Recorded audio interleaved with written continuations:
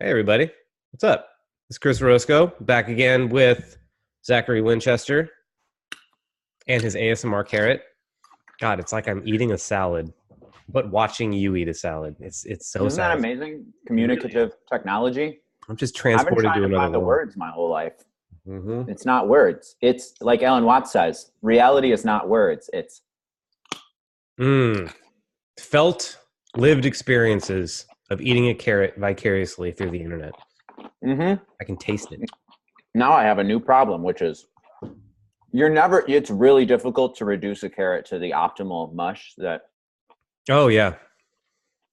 Yeah, it's going to take a while. And then it gets juicy and you can't talk. I've been told at least 20 mandible strokes. You should chew at least 20 times. But I wasn't told particular food, because like mashed potatoes, kind of No chance. psychopath. Yeah, none. But it's also like you probably like One. 20 probably passes way quicker than you think, Hmm. you know? Like you're just like chewing, blah, blah, blah. It's like, oh my God, I'm already at 20. Who even fucking knew? And plus, what Yeah, happens if you don't make it to 20? Like, what are the consequences?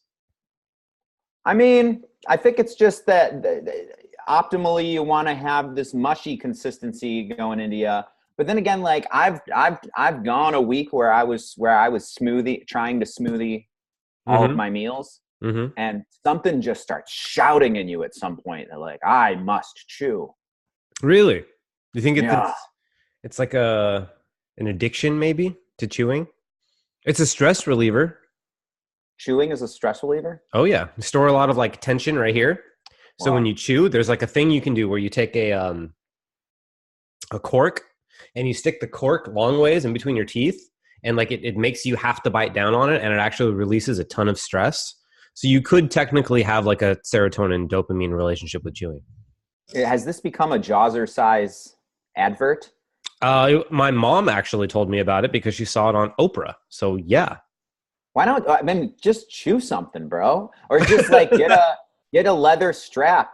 Like, they used to when they'd amputate you, you'd bite down on a leather strap. Mm-hmm. Mm-hmm. Yeah, I could Yeah, get a dog bone. yeah, I could get a great many things. You're absolutely right. I hadn't thought of that. yeah. So that's a good segue into the Ted Bundy documentary. Woof. I didn't. I had a period of my life. I think you did too, where I was ultra gothy. Oh. Well, I said that gothy. I was very Oh, so gothy gothy.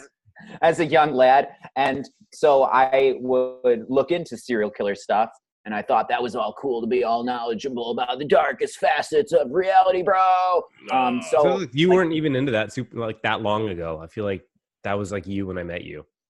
maybe, but way more in the teenage years. Mm. 'Cause Uh, mine was fairly recent. well, anywho, I remember that I like knew a lot about the the events of the Ted Bundy story, but it's so interesting when you reintroduce the same information to yourself, also the same film. Like when you watch Groundhog's Day when you're 30 as opposed to 14, Yeah, it's wow. like Groundhog's Day is super philosophically profound. I need to watch that movie again. So many questions. Oh my God, I can't go down that tangent right now. Groundhog's Day. We'll save it. We'll save it. Yeah, we could have a whole podcast series about Groundhog's Day and just the questions that it brings up. Let's shelf that as an actually good idea, and I can make sure that I watch it over the next weekend. Oh, it's so great. Okay, one thing I got to say about Groundhog's Day that is when I was a little kid, it doesn't register to you that there's something magical going on Mm-hmm. in a lot of those 90s movies where there's a lot of those 90s movies where it's like everything is normal about it except there's this one really magical thing that is occurring. Mm-hmm. A birthday wish that makes it so you can't lie. The Yeah. same day repeating over and over. And you don't realize it when you're a kid that like that defies science. I'm watching a magical movie. And, watching it at 30 again, I'm like, whoa, this is really magical. And there's a moment in Groundhog's Day where they kiss, where he finally does the thing that is that breaks the spell. Mm-hmm. Spoiler alert. When It's a when 30-year-old spoiler. the magical kiss between him and what's her fuck. They kiss, and it's Curly a kiss of genuine love, and it's not him like putting on this facade or learning her favorite drink and languages anymore. It's a genuine co-consensual kiss that you hear this sound. There's this in the movie audio. There's this sound that goes like, and I never realized as a child watching it, it's like, whoa, like that's supposed to indicate this magical thing. And I never realized that the whole thing of Groundhog's Day is precisely the same idea as Charles Dickens' Christmas Carol, which is also interesting that the movie Scrooge exists. Yeah. So watch fucking Groundhog's Day again. Okay. I'm going to watch it this weekend, and we're going to have to discuss it. Okay. Speaking of which, are you going to join my Evangelion anime book club thing? What would that ask of me? So, have you ever seen Evangelion, the anime, the best anime I've of all been time? told much about it, and I need to, and it's going to be Netflixing soon, right? Yeah. So it's coming to Netflix in April, and it's going to change the whole landscape of. Get ready for memes to never be the same. Yeah, the psychosocial plane is going to be forever altered by this being in more consciousnesses. Yes, this is going to shift the trajectory of an entire generation's puberty. It's going to be interesting. So it's coming to Netflix, and I'm going to be doing like a discussion group of it. Like we're going to watch 2 episodes a week, and then every week we're going to talk about them and break them apart, talk about how they relate to psychology and philosophy and mythology and all these different things. Just basically disseminate the shit out of it over the course of like a month. I'll inseminate that. Oh, perfect. Wait, is that a weird linguistic thing? To inseminate is and then to disseminate. Disseminate, to pull. I don't know, it makes perfect sense. To pull the cum out of it. To pull so we can examine the life-giving liquids. Great. Wow, I really like that. Okay, so I brought up the Ted Bundy documentary thing. So one of the things that when I was a teenager and had the information brought to my consciousness of his after he escaped for the second time and went on that sorority rampage, that he bit that girl, I think posthumously, on the butt twice, like once hard as he could, breaking the skin, and then like pulled away and bit down on the same like bloody broken skin flesh. And it's like, whoa, because he like one of the things that fascinates people about him is his calm and collectedness in the courtroom, and just overall the way it seemed like this is a person who is not freaking out so much as like making these deliberate choices to have these experiences of causing this havoc and mayhem, and that moment of being like on the lam, and you know, it's almost like Hitler's choice to go full frontal into Russia and try to take Moscow before the winter. It's like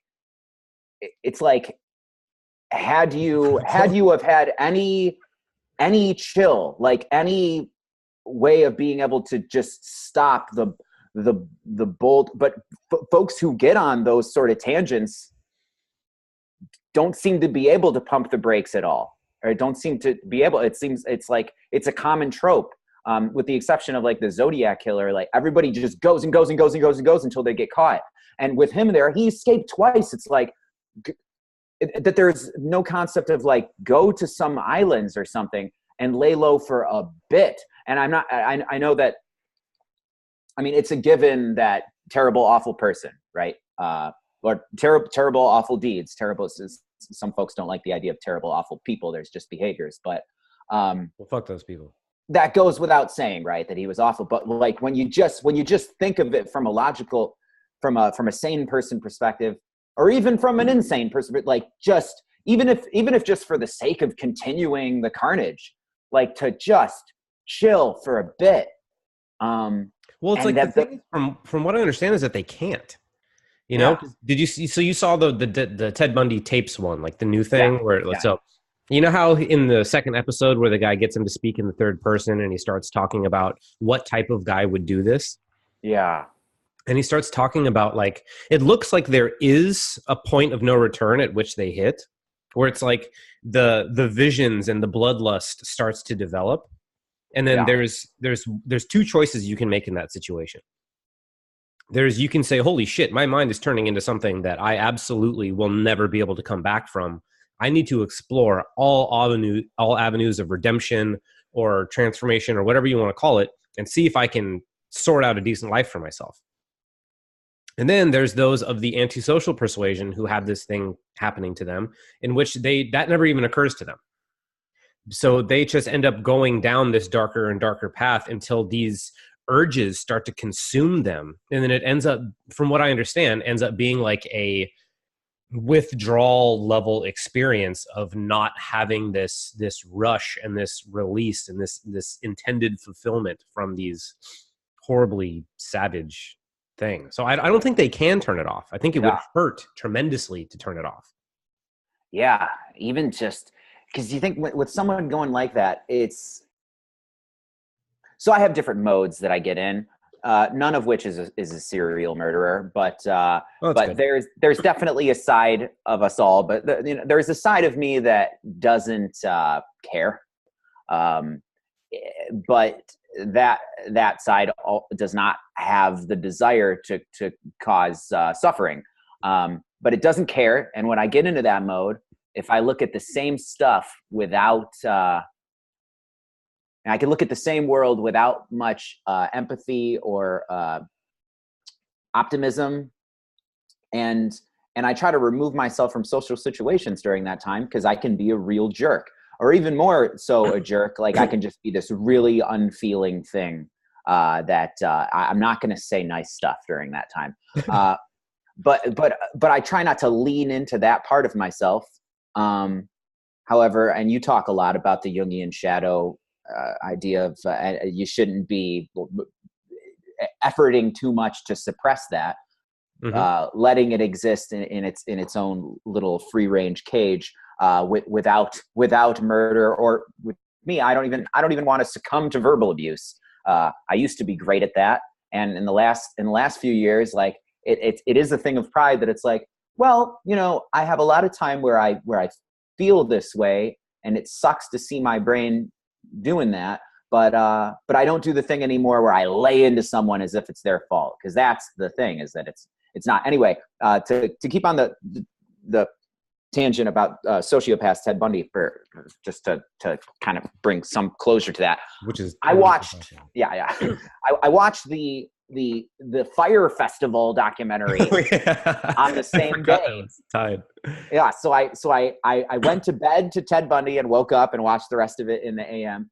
And then later in the evening, after the day's doing, I watched the Fire Festival documentary. And I was like, whoa, my day of media intake had this theme, which is sociopaths. Hmm. Um, I think that the fella Billy McFarland, I think, exuded enough behaviors of, wow, there's something physiologically different about a brain that just doesn't have concern or regard for the So that's the impression that you consequences. got? Because I didn't watch that one, but my impression of him was that he was a coward. You got sociopathic Well, tendencies? it's like it says some really great stuff. I'm really, really glad that, and I heard that there's 2 documentaries about it. I don't even know which one I watched. Anyway, I think it was the Festival That Never Happened one. Well, there's a From Netflix what one from what I where you watched it okay, depends on what you watched. Netflix. Okay. So the stuff that I absorbed gave me the impression that there's 2 really big takeaways that I took. One, it shows like the dark side of positive thinking, of positive for the sake of positive, of Hmm. just trying to omit everything that could be negative or a criticism. And that's what he was on particularly, and created a culture amongst the group who was working on that festival. It was like, oh no, we don't like, it's like, I have some friends that are pretty hippy dippy in their linguistic choices. I could have found better words, but I'll get told, don't put energy into that sort of thing, you know? Don't put energy in that. Oh, don't say that. It's like the saying of it is not the thing. I would like us to be focused on results and behaviors. But anyway, in the microculture of the folks putting on Fire Festival, there was a lot of no. It's going to be great. Everything's going to be great. Like positive thinking, forward motion, positive thinking, all the way up until the point where there was this massive train wreck of like, we have to go from this is going to be the greatest thing ever to cancel it and just we have to be in pure apology mode and there's all these people who aren't getting paid and this is just terrible. Because we weren't addressing any of the little problems while they were baby dragons, as you will. Mm-hmm. And so there's that. And then like that dude was on bail and continued scamming people for thousands of dollars and like just these flat out lies. And it was the same thing as the Ted Bundy second escape continuing to murder people thing of like, bro, relax. like come the fuck on, man. And well, because on one side you got people being raped and murdered, and the other you got people having money stolen from them, like just being scammed. So it got me thinking, like, so just because you don't have the, as I say, physio-mental reflex of empathy and regard doesn't mean that you necessarily have the desire to hurt people as Bundy did. You might just want people's stuff, or you might just want to get super duper laid, but not like violate people's consent or anything, but you just want to, I think that there's something deeply fucked and kind of Sith Lord Dark Jedi-esque about folks who spend a lot of time in the meditation of pickup artist. I agree. Stuff. Well, it's like the careers with the top level of psychopaths are politicians, lawyers, surgeons, and I can't remember the last one. But it's like people that are exactly doing that. How do you define psychopath? So your psychology is pathological. Antisocial personality disorder. Okay. So sociopath, you're socially pathological, but we have this dialed in definition of it. It means that you don't have your physical brain isn't doing empathy. It just doesn't. Or remorse or regret or any of that shit. Where if I did something to hurt you and you were brokenhearted and you were crying, I may be able to rationally know that, oh wow, you're experiencing, or you're crying. I would know that you're crying, but I would likely have no reference point for what that would be like. So I'd have no way to know that my experience has caused you pain because I simply don't have the reference point for that pain. Yeah. Yeah. And that's, it gets me thinking, like right now I've kind of established and leaned into the reflex to, I have synonymized kindness and intelligence, and I think it's good to be intelligent. I think it's good to be kind. I think that they lead to each other. I would use the word believe, and I use that word rarely because it's not just like that I think this, I have overwhelming evidence. I think that it's good to perceive that kindness is intelligence and they beget one another. So let's say I actually think and would like to think also that if you lobotomized out my my empathy center in my physical brain, that I would behave pretty much the same because I rationally think it's good to not be awful. Yeah, I'm the same way. I have come to understand that that altruism is selfishness. That by being altruistic, I will experience the greatest possible benefit to me. Yeah, it's like faking an orgasm. Really? No. It's actually a step beyond that. It's knowing that if you were to fake the orgasm, which would be it would be fake altruism, right? Because you're kind of like faking telling this person something that will make them feel good, but the reality of the situation is you're withholding truth. And so you're robbing them of the experience of growth, and you're robbing yourself of the experience of pleasure. But instead, this other thing is stepping directly into the kind of non-attached, pure loving altruism for no other reason other than of what kind of ripple effects that will create in my world and what will come back to me as a result of that, and the psychological well-being that I will experience as a product of my behavior and outlook. Yeah. But you have to fully step into it, or else you're doing that shady manipulation thing. Because like faking an orgasm is a perfect example of something that occurs as the person faking it as potentially something to get them out of an awkward position or situation, and also to make the other person feel better. But this is where altruism gets fucking weird, because it's sneaky, deceitful manipulation is what it is. And it's giving both people a false representation of reality, which makes, or if you're faking it because you're unsatisfying or you're unsatisfied, then you remove any capacity of your future satisfaction by not relating to the situation as it is. So there's this whole, like I actually just posted a thing about this today, which is what I was writing where I showed up.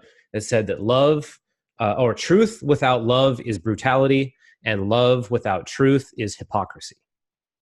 And I was just writing about this because I can't fucking stand all of this manipulative bullshit that people do when they say that they're just being nice, or that I just didn't want to hurt you. It's like, I don't fucking buy that. The reality of the situation is you didn't want to hurt me because of how hurting me would have made you feel. You didn't want to believe that you were a bad person is what happened. And so there's this interplay between selfishness and altruism where people reject the selfishness in the pursuit of being altruistic, but they actually just turn into lying, deceitful, manipulative shitbags who can take the moral high ground out of some kind of rational justification. But the fact of the matter is they're just being cowards. Yeah. Yeah. So let's delve into this tangent. We could go on forever about the sociopath thing. Anyway, so I'm thinking now, I remember somebody was telling me about faking orgasms the other day. A friend of mine who is like hyper honest with me about everything. And we've been intimate before, and we kind of have this thing in our dialogue that there's always this, this sheen of, we're not just talking about these things, but that we're actually like kind of negotiating whether or not we should be romantic. And I think I get what you're talking about. Yeah, it's really interesting because I feel like there's a lot of folks going through the same thing that I'm going on with, that's going on with me. In this generation, in this, is that like I don't.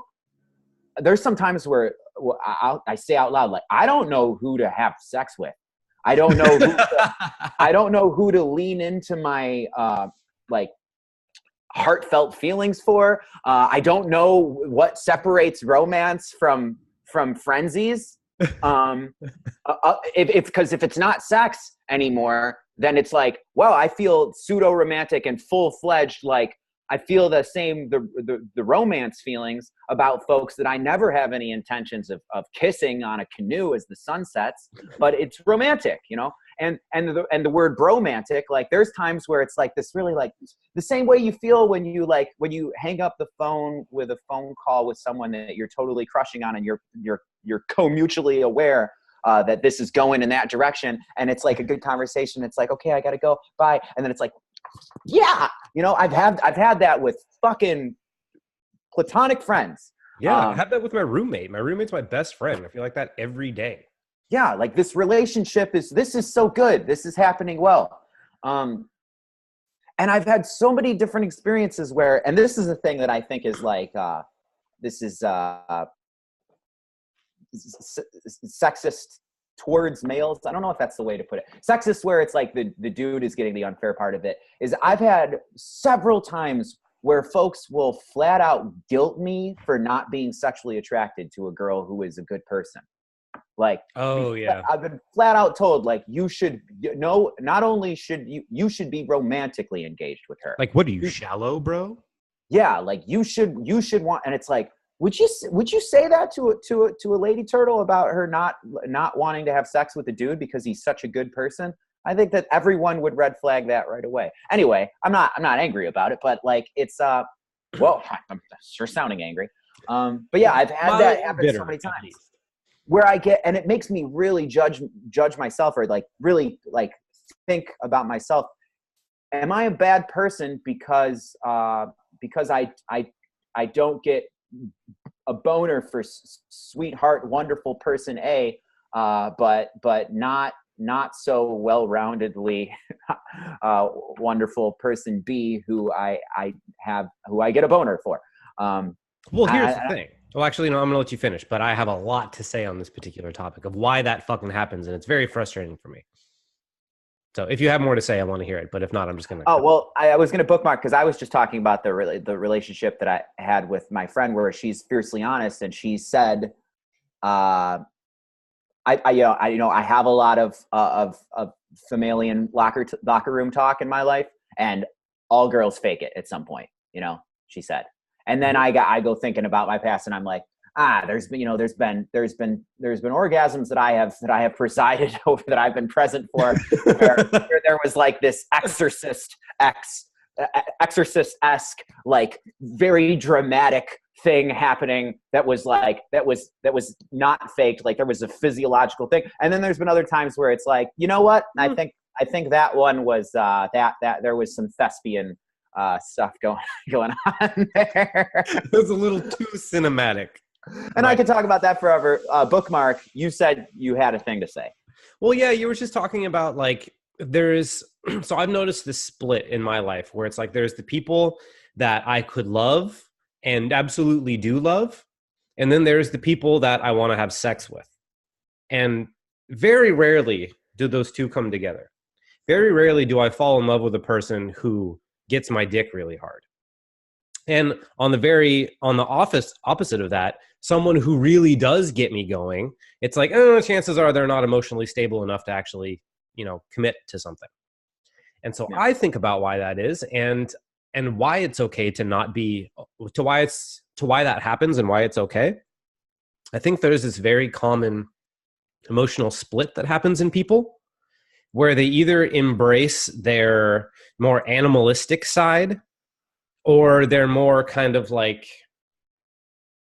I don't know the other word for it, but the animalistic people will be those that are kind of more raw and sensual and sexual and will just get your juices going.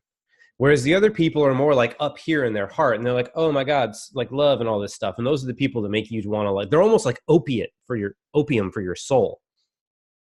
And I think that it's emotional split and imbalance on the party of both people, where one person it's like there's the person who's identified with their more animal nature and like that's super sexy, and then the heart person is like super sweet, but we can only be attracted to one at a time because there's an imbalance in us as well that makes us unable to attract people that can do both.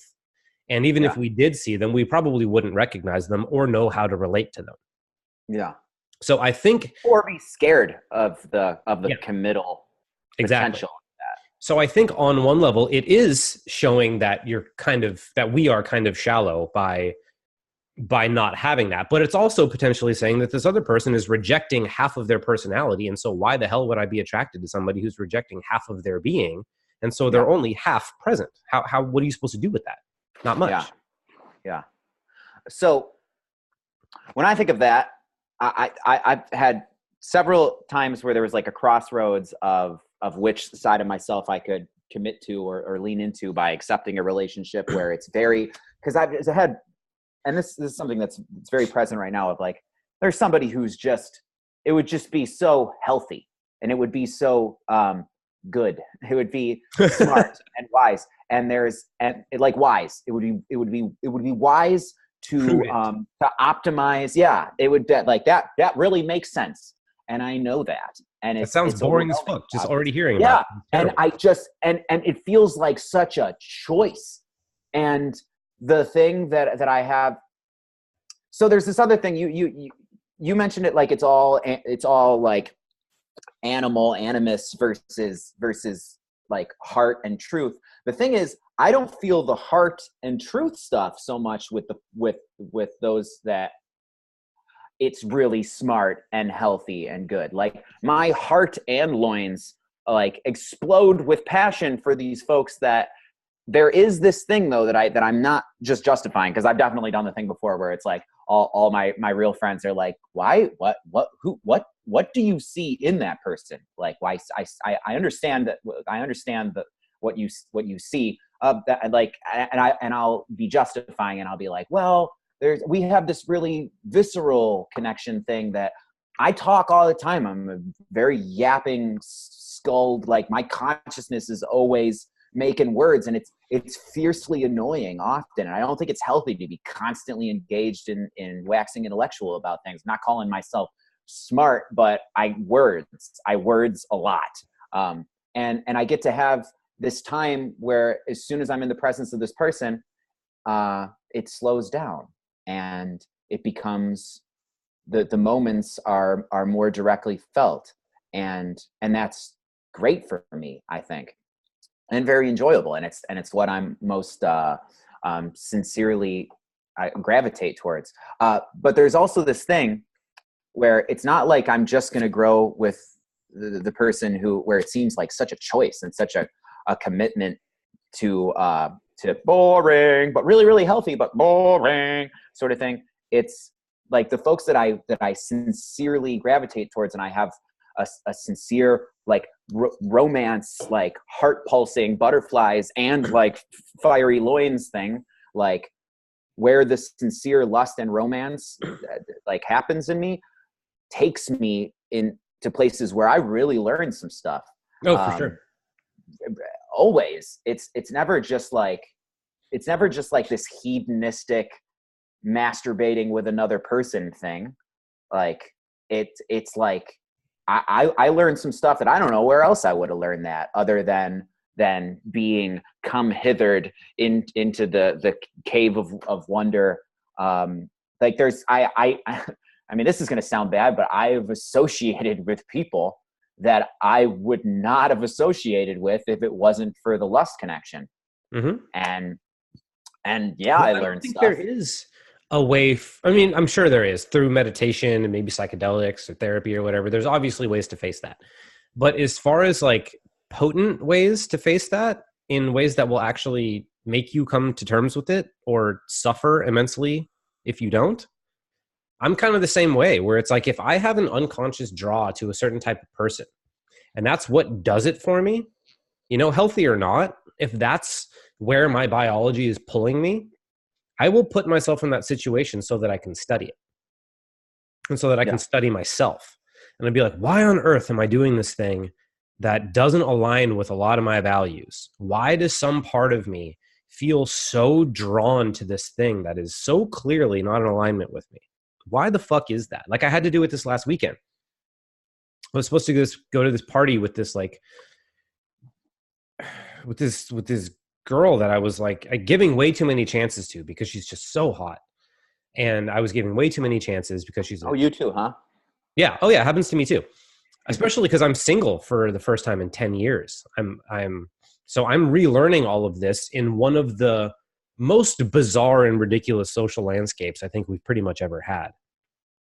Like dating was never difficult for me before, but now in 2019, and like I'm trying to figure out what's going on, and everybody's got all these opinions about genders and sex, and it's like I don't know who's sane anymore. I don't know who's crazy anymore. I don't know where I am on that continuum. I don't know what the fuck is going on anymore. So I'm just kind of like, hashtag live your life. Yeah, YOLO. So I forget where I was going with that. Do you think Buddhists are offended by YOLO? I always like to say that. Anyway, I think the Zen ones are. Yeah. I think Zen monks probably hate it, but everyone else is probably like, yeah, whatever.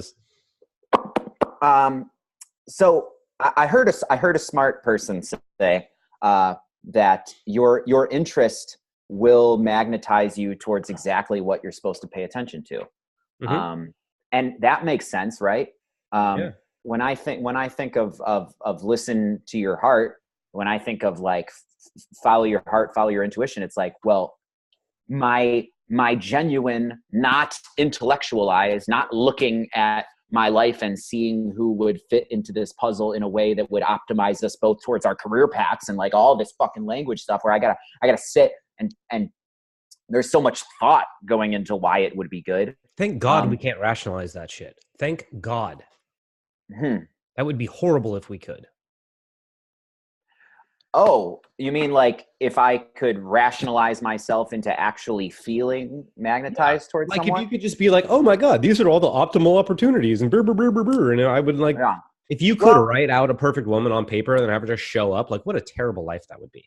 Well, sometimes I pray for that exact thing. I am now. But then you get a weird science situation. I'm like, no. Yeah, I get it. But I guess it's just because, I mean, I am now, I recently turned 30 years old, and in my entire age, from age 17 to now, I never was in any kind of a verbal contract, even relationship of any sort. There's just been these flings, and there's been things that got to the point where we started to negotiate, and then either I ran away or she ran away frantically as soon as I was negotiating, because I mean, the way that I have behaved when I've been infatuated with someone, like in retrospect, it's like, yeah, that's intolerable. And the way that it's so it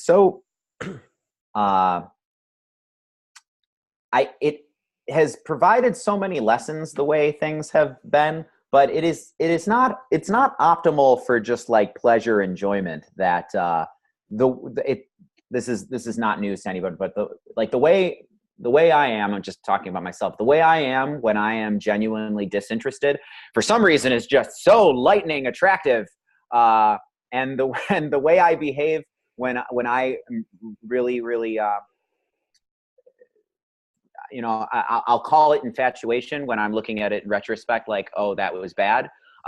But at the time, it feels really, really genuine. Like the way when I'm genuinely interested, the way I behave is frantic. I was going to say erratic. Yeah.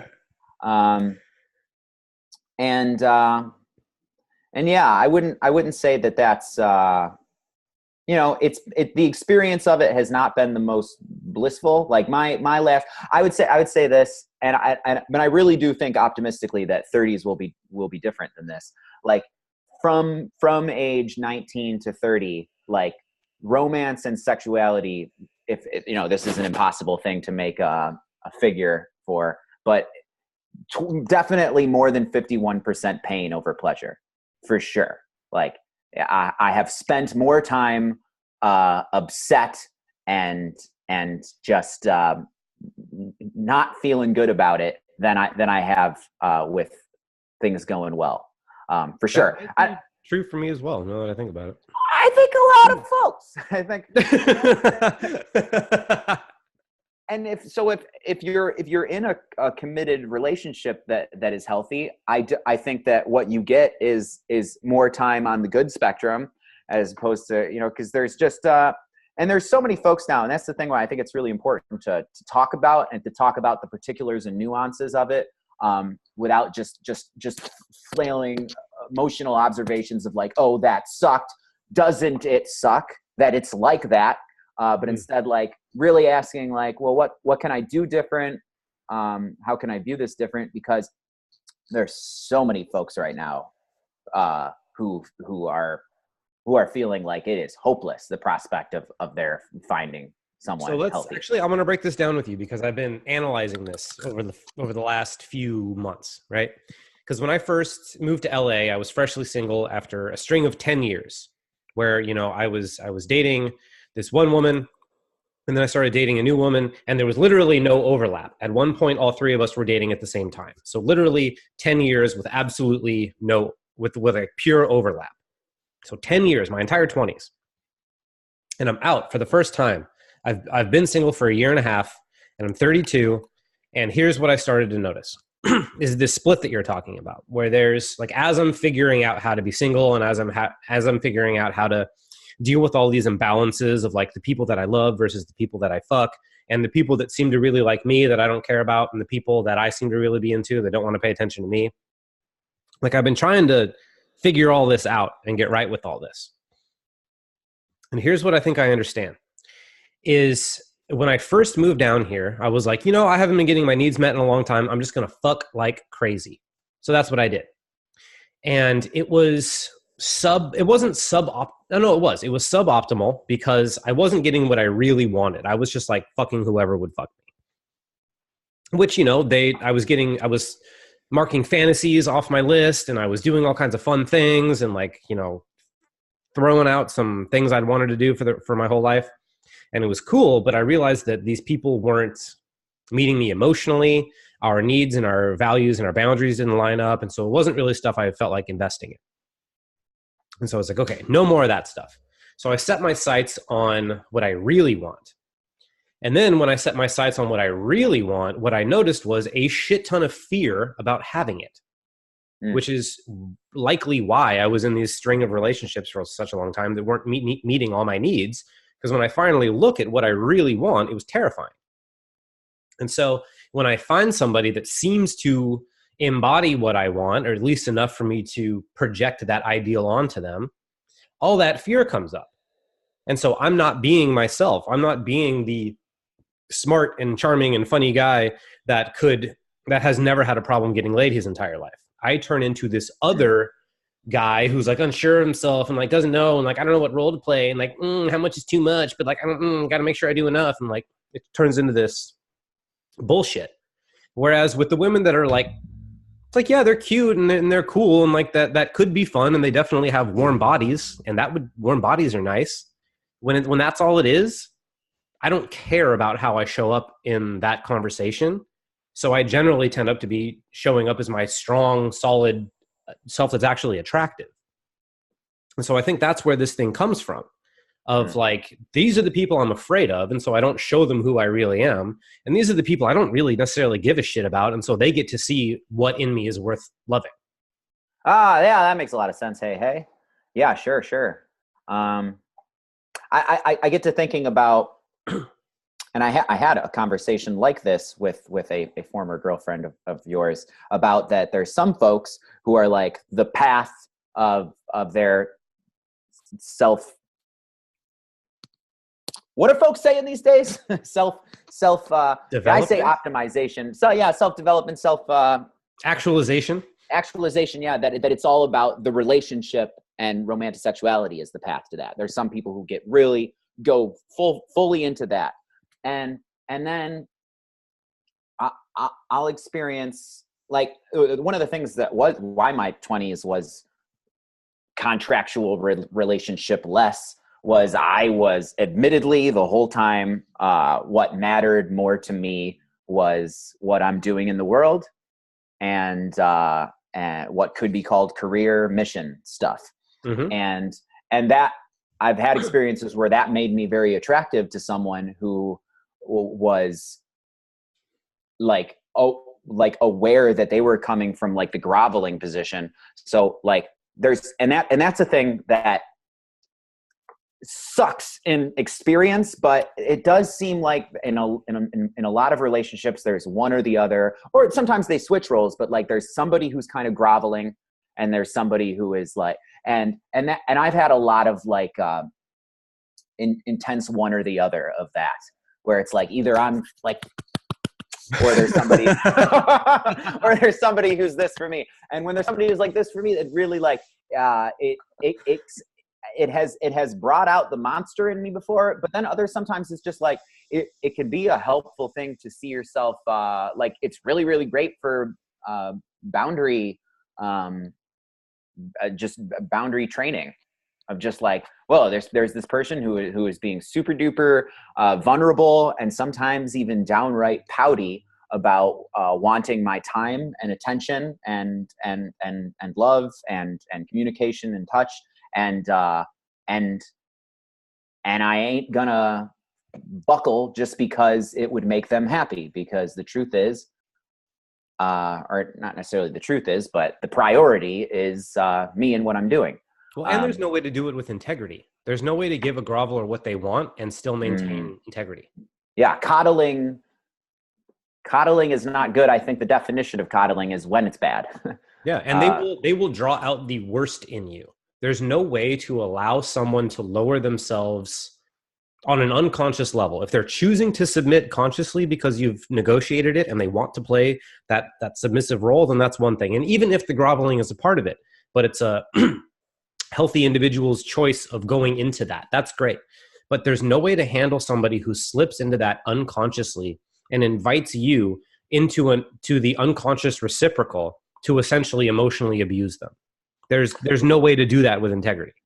Yeah, that's good words. And that's really good words for what I've experienced before of like, when I'll have long patches of celibacy, it's like I really become my my kindest, most morally developed self, because, and the way I've talked about it before is like, wow, the things that bring out my monster is genuine romantic sexuality entanglements. Those relationships, they see the me that I'm able to contain in other situations. But once there's that really going on, this fucking thing, and it's not like monstrous, I've never done anything violent or coercive, but you know, I can use my communicative ability to really I have no doubt in my eye I could talk somebody into suicide who's doing really well. You know, so they'll just, you know, I don't like to do that. I don't like to even be mean. I really don't like to see myself being mean. But when there's somebody like tugging at your drawstring so incessantly to the point where it puts you in a position to fucking bark at somebody, and it's like sometimes I'm just like, you know what, I'm just gonna excuse myself from that arena for a while. I'll handle it myself, because I like to observe myself being this kind, nice, people don't get my guff. And that which brings me to this observation that I had. This is a good segue to this, that we hold way more intense emotional contempt for our ex-lover who cheated on us than we do Ted Bundy or Hitler or, you know, mass murderers, or ourselves for saying halfway benign things in middle school. You know? Yeah. Like the amount of hate that I have for the part of me that said that dumb thing in homeroom is so much worse than Hitler. Oh my God. Yeah, no, totally. Oh yeah. And that brings it even more close. The closest to home is myself. Like I have so much judgment for myself for every time I take MDMA in a highly social situation. I do something deeply embarrassing. Everybody else forgives me. Everybody else is like the next day. It's just like, oh, you know, you were. It's like I had an experience recently at Electric Forest Festival where I was like, oh my God, when I see her tomorrow, I have to apologize. I just launched into like a really intense psychotherapeutic. Like I was confronting things verbally because it was coming to the surface. And I was talking about some really, really dark stuff from my past. I think I told you about this particular thing, but it's a really, really dark thing to present to someone. And me and this person had met from her walking up when I was doing a Magical Turtle performance. And like, so that's really hyper emotional. And there was like, and it was really, really vulnerable for me because I had just started doing with my turtle puppet and singing these songs. And then we had this really, really intense conversation, and it was like a circle of trust and of like a very much group therapy situation happened. And then it became more, you know, breaking off into dyads. And I was talking with her, and she like initiated touch with me when we were walking, like grabbing my hand, being very huggy and whatnot. And I'm like in this state where I'm like, just, I'm ready to talk about it, you know, sort of thing. And so, yeah, I think you told me about this when you stayed at my house, but I don't remember it. So keep going. Well, and I'll speak in vagaries intentionally because I don't want to launch into that, because I don't like to just kind of bring up that file unless I want to go into it. But I talked about the darkest thing in my history, and realized later, holy shit, I should have done the thing where you ask, like, are you open to hearing some intense stuff right now?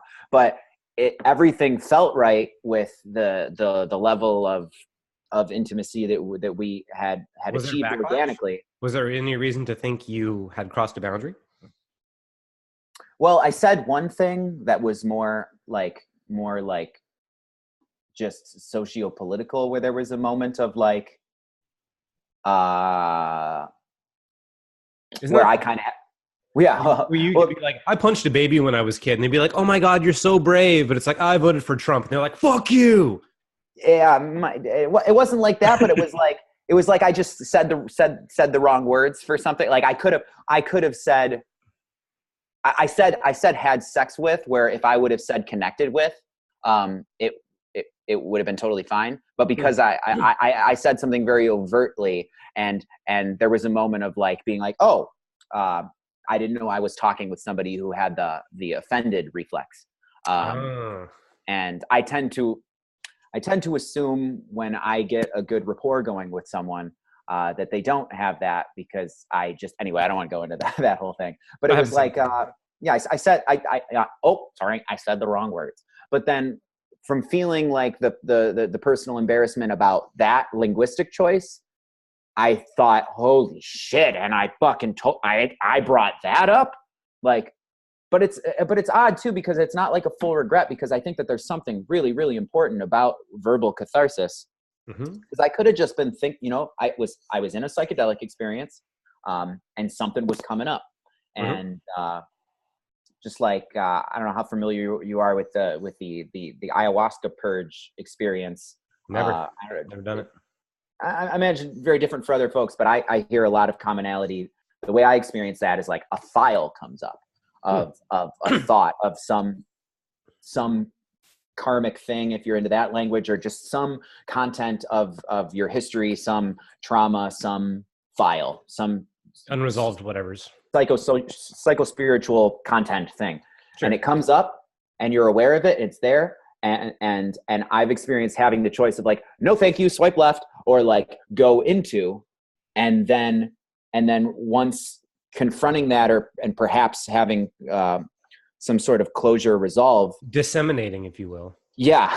Then I immediately vomit the psychospiritual cum into the bucket. So yeah, I disseminate into the bucket. I seminate the bucket. Yeah, with your disseminated emotional fluids. Yeah. That's pretty good. So I hate, this was really valuable, but I hate to take it here. This just reminded me that you and I have never actually had a full and complete trip together. We've started them together, but we've never even been midway through them together. So this brings me to my next question. Are you going to Burning Man this year? Yes. Okay, good, because I'm coming back. And we should do an entire trip together. Yeah. And record it.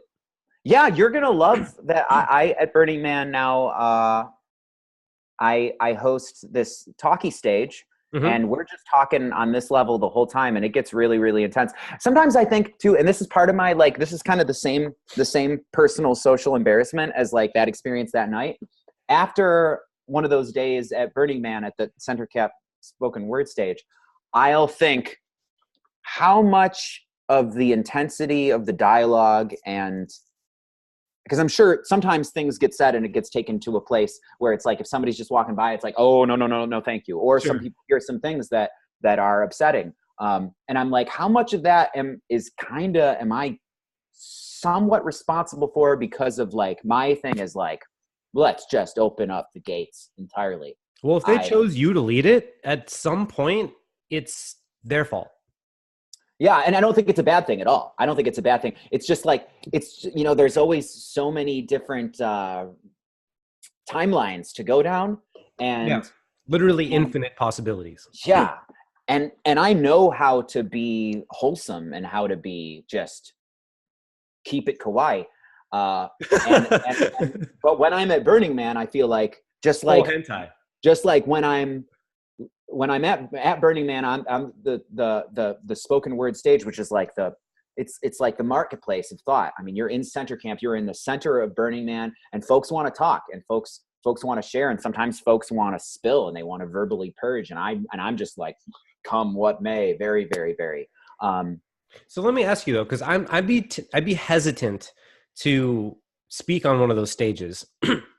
because my assumption and my prejudicial Yeah. assumption about that Yeah, is I got you. that those spaces in a place like Burning Man would essentially be nothing but a thinly veiled mouthpiece for left wing ideology. Yeah, I get you on that. And you know what? It's really about who walks up, and that's exactly what I was saying about the slight uh, feelings of not guilt, because it's just like, oh, I'm just recognizing how much have I swayed the dialogue by being the host and being who I am.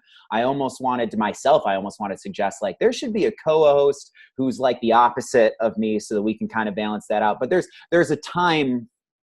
Anyway, I don't want to get into the specifics because these things change. We're getting not timeless here, but it really, I see that it's about who's there, and like a culture will formulate for 2 hours around that stage. Because what I do is I call out who wants to come up here and talk, and then there's a list, a dry erase list, and sometimes there's 4 names, and sometimes we just open up this dialogue, this conversation. And I think that it's very likely that you'll be contended with for being not a certain way. But I know that I'm really confident in myself of being able to keep it civil. Mm-hmm. But then again, there's folks who just see the image of like, there is a bearded white male who is like facilitating this, and they have a bunch of assumptions. I'm sure that happens. I didn't experience any of that the last several years. Because we've had this talk before. Like, I'm okay with, I don't just like succumb or buckle to that, but I don't always need to like contend with it, because it's like, I don't know. I just recognize when there's someone, all right, this person is not interested in being reasonable, or like this person is not interested in a full-fledged dialectic. Mm-hmm. Which is confusing, because I started going to Burning Man 11 years ago, and so I was there to see the tail end of before it became a hippie festival, and when it used to be kind of a wacko dirtbag festival, where you could be really offensive and essentially really horrific. And part of the culture would be like to drive around at 4 a.m. and blast sirens into people's tents that were sleeping. Like, yeah, and that's still very present, but it's more like so with Center Camp, I don't know. I feel like there's folks, it's not like there's sides of this, but the dialogues that we had last year were, I don't see how it could have been more. It was free. It was free form. There was a lady turtle who went up and talked about how she went from being someone who was really involved in Occupy movement and like super duper leftist stuff, and now she loves Jordan Peterson, and she's up there. But she was like approaching it from this way of like, and I don't know. I just think that I think that a lot of these things, I think that we were fed something. I do see now that we never applied our critical thinking, and we just picked our ideologies from a menu, and now, I mean, it was a lot that a lot of people are going through. I mean, mm-hmm. I recently feel like I had more breakthroughs in holy shit, was I operating with intellectual software that was not my own more intensely, because about the political spectrum, Mm-hmm. like. And I probably would have said for the last 2 or 3 years that I am not a leftist, nor am I right wing. I am not liberal nor conservative. I observe those to be the 2 hemispheres of my brain, Mm-hmm. and there are behaviors and actions that sit somewhere on that spectrum. But to declare your personhood, even being leaning to either way, it is impinging. It's just intellectually impinging. Like, you're declaring to the world and then to yourself and saying like, I am leaning into my confirmation bias, and now I have essentially, I'm going to be Russell Brand or Ben Shapiro and just like, and argue maybe Russell Brand less, because Russell Brand's been doing a really, really good job of like, his conversation with Candace Owens was great. That really, was I didn't really see that great. one. I find him to be largely insufferable. he's got, I see that. I got this thing where I just like, if there's a spectrum of emotional to intellectual, like I know, and I'll enter spaces sometimes where it's like, it'd be better if I'm more intellectual, more factual today. But as a person observing people, like, man, I love all those turtles. Like, I love them all because I like the people that I like, and I can really, really disagree with somebody's whole list of talking points.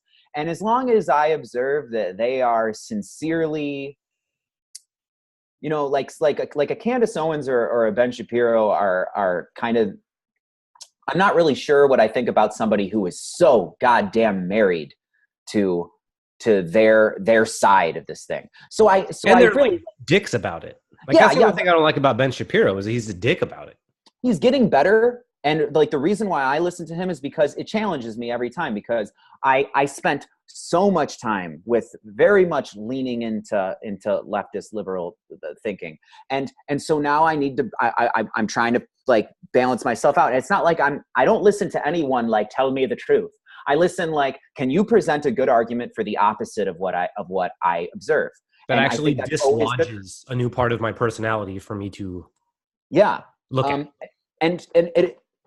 And so those folks, like, he does the thing where if someone disagrees with them, they come to the front of the line thing. But he's also a fucking 5-star quadruple black belt at debate.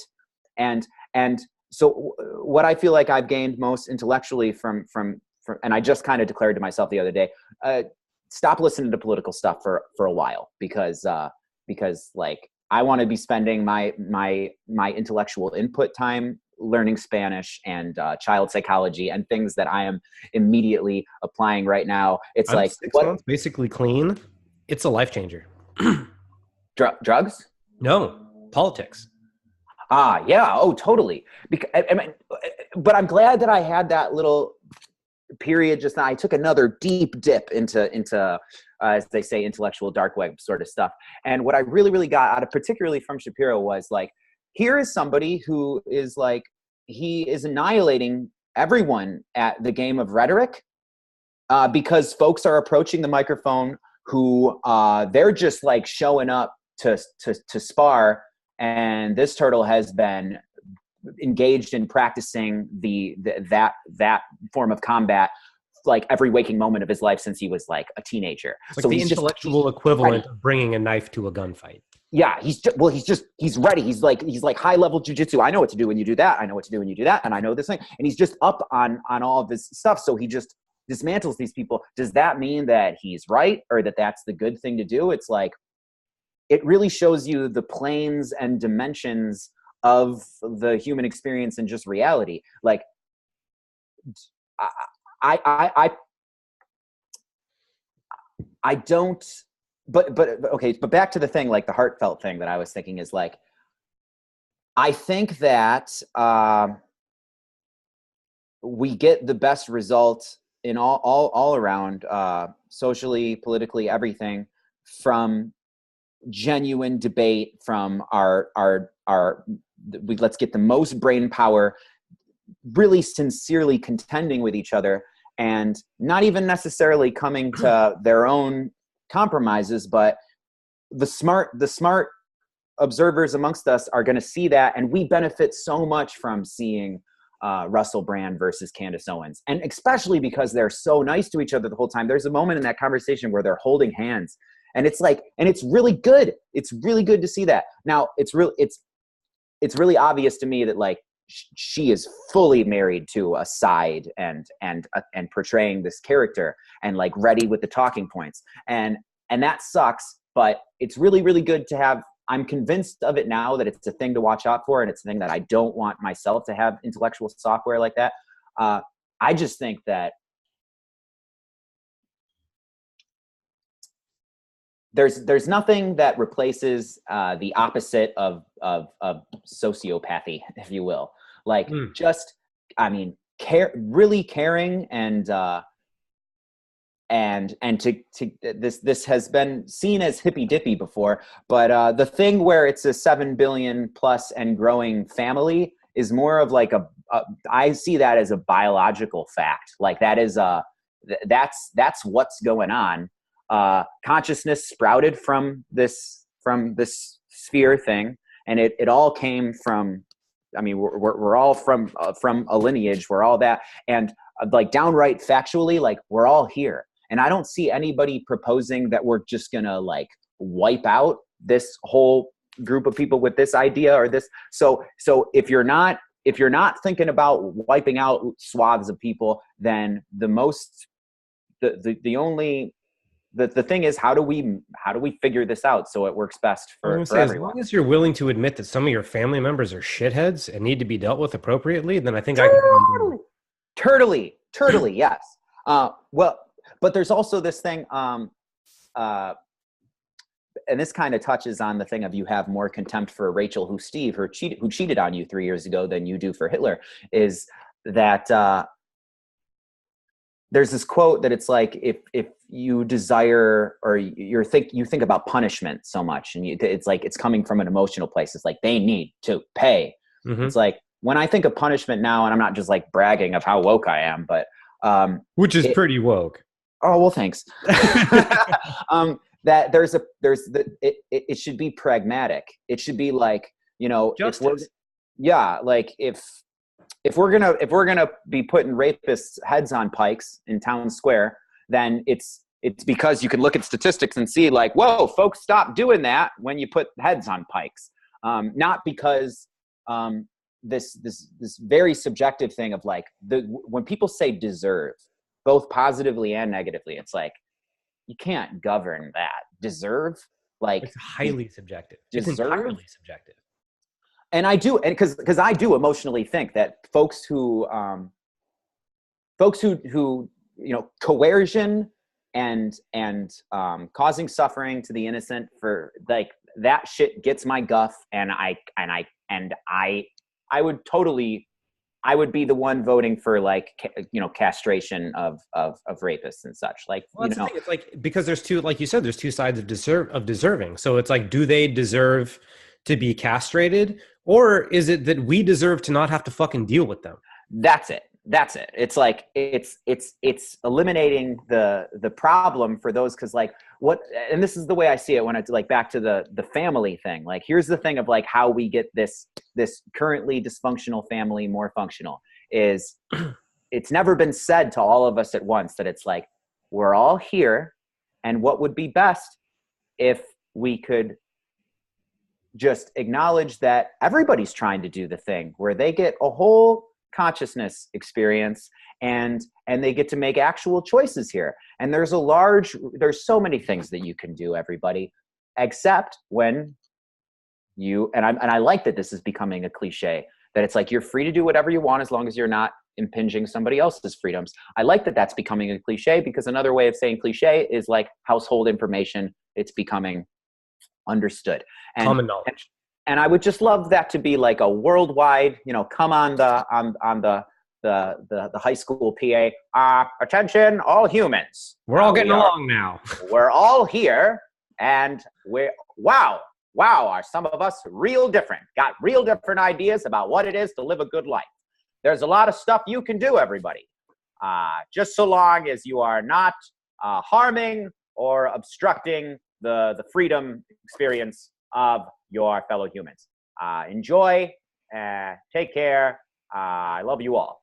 Continue. Well, see, here, I agree with that for the most part, except I've recently become aware of two different types of morality that have always been competing as long as human beings have existed. And the course of history will be decided by which version of morality is accepted. And the fate of those that don't accept that particular version of morality will also be decided by which is. So here's what I mean. This is something I had an inkling of, but then I started paying attention to Nietzsche, and he started saying more about this stuff. And it's he calls it the distinction between the Übermensch and the herd. But basically what this is there's a version of morality that exists for those in the world that strive towards personal greatness. They want to accomplish what they can accomplish, achieve what they can achieve, contribute what they can contribute, and be the fullest capacity of what they can be. They have a certain view of morality that is necessary for them to thrive as an individual. And then there's moralities for everyone else that is terrified of that concept. And the people that are terrified of that concept form a different kind of morality where they actually protect themselves against ever having to embrace the morality of those that strive for greatness. So when it comes to like, yeah, we can do everything up until impeding everybody's whatever, but it's like from whose perspective? From those in the world that are trying to achieve greatness, or from the perspective of those that are terrified of it? Because depending on which one you pick, you're creating an inhospitable environment for the other. Yeah. Well, I think you got to get objective about where personal greatness starts to, and this is where you get left right, because we could establish a situation where we have realized the way in which the resources of this planet are not only abundant, but pretty much infinite if you get down with the cycles. And that recalibration of how we do things seems to be getting imminent, right? Like, from what I understand, from what I've been told, the energy companies are fully aware that fossil fuels doesn't have decades. Mm-hmm. They know that, but when you see things like Standing Rock and I went to Standing Rock and observed like, holy shit, like it was like very, very clear that there was millions and millions of dollars being pumped in to stamping that the fuck out. Mm-hmm. And the way the police were behaving was not just police being dicks. It really, really seemed like they had been militarized they were under the sway of energy companies. Like they had a fucking side there. It wasn't just to keep the peace. And not everyone, but there was some things that I was seeing that I didn't believe were things. That there was unlit planes flying over the camps. And I didn't see the spraying of stuff, but there was folks saying spraying stuff, but unlit planes, like unlit aircraft. I'd never seen that in my life. And from what I understand, it's like totally illegal. Like, and I would think it is. And there's police everywhere. There's plenty of police. And there's constantly these aircraft that have no lights on them flying over these camps. Like, there was just a lot of really spooky stuff, and a lot of stuff that I witnessed personally, and was like, because I used to be really conspiratorial and like, kind of leaning into that paranoia, and then had a whole period of repudiation. And now I'm the person who's almost always like, hey, come on, there's a rational reason for this, Mm-hmm. And that defied my, what I thought was my new place, which was more rational, of like, holy shit, this is sinister. But anyway, the manifestations of the pushback there, from how it's been explained to me, they know that the day is coming where they got to switch over to more renewable sources, but they're gonna do their darndest to keep things going as they are, because like every minute, every day that things remain as they are, folks are getting astronomically wealthy. And just like Ted Bundy, they can't stop. They can't. The idea of like, I am a mega billionaire.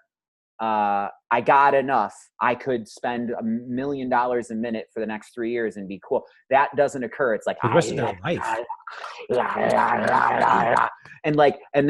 And that I think is sick and twisted. So that's a really good example of like, personal greatness. If you think that your personal greatness is, there's no ceiling to it, and it's just that you get all the resources, and that's a little weird and gets kind of alarming if you have all of the stuff of the world. So I'm just going to stack all of this money. Like, I do think that at a certain level that begins to hurt the collective. You're absolutely right. And I think like, that's what is one of the enticing things about Karl Marx's theories, is that he's right. In a capitalistic society where we view personal greatness and achievement and all that stuff as the ultimate goal, those who have it do it at the expense of those who won't. Oftentimes, it's like it's often been said like there's no way to get that much money ethically. Like if we're talking about hundreds of billions of dollars, I don't know if it's possible to get that in the world ethically. Or to have Multi-millions, it. maybe a billion or two, like possibly. To have it is weird too, because like I live in Michigan. You got like Flint happened. Mhm. There's several multimillionaires in Michigan, that I know of, and it's like, and you're aware that an hour's drive from you there is real human suffering happening in real time. It's like, are you But so ethically here's the argument to supposed to that is like, intervene, or but if you're a super wealthy person and all of your money's getting taxed, then wouldn't you think like I'm already paying for this? Like, shouldn't the yeah, and people who I'm paying to do this job do this job?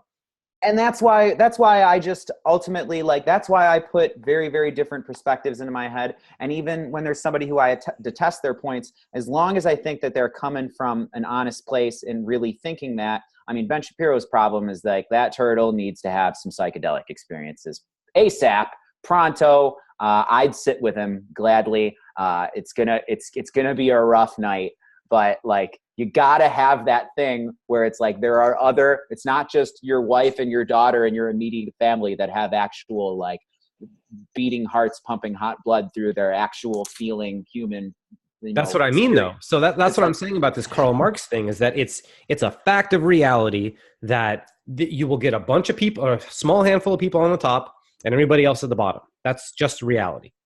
mm-hmm. But when we look at this, when we look at it from extreme examples, which I'm realizing that there can be a synthesis of both ideas now, is it breeds people at the bottom that are aware of how extreme this idea is and how much it fucks everybody else. Yeah. That they start to breed another opposingly extreme version that's meant to topple these guys and put these guys back on top. But That all you're says that doing it's, is subjugating and killing a different group of people. yeah. So that's what I'm thinking is like, that's where I'm at right now is like, if I have a socio-political stance right now, it is that instead of being aware of that there are liberal and conservative people and that we're just gonna have it out, and maybe there'll be 4 years of being pretty far this way and just seeing everything in that battle. It's like, let's just get above that spectrum entirely, see it as this 3D graph on which different moves in different contexts, different policies and different legislation falls on that 3D spherical graph. Be aware of where we're going on it, realize that you're